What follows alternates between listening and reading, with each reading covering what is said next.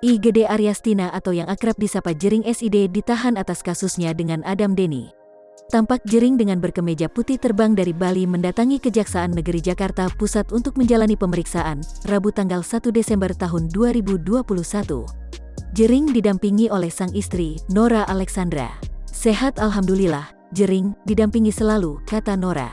Ditanya perihal kedatangannya, drummer Superman is Dead itu memilih bungkam. Dirinya akan menjalani proses hukum yang berlaku. "Santai aja, proses hukum harus dijalani," kata Jering. Setelah menjalani pemeriksaan, Jering ditetapkan untuk ditahan di Polda Metro Jaya. Melalui Instastory, Nora meminta doa agar sang suami ikhlas menjalani hukuman.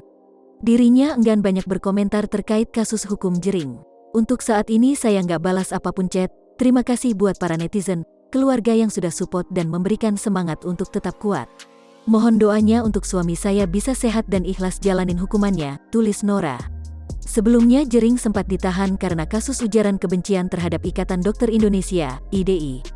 Jering bebas pada Juni tahun 2021 lalu. Ini kali kedua pria 44 tahun itu berhadapan dengan hukum.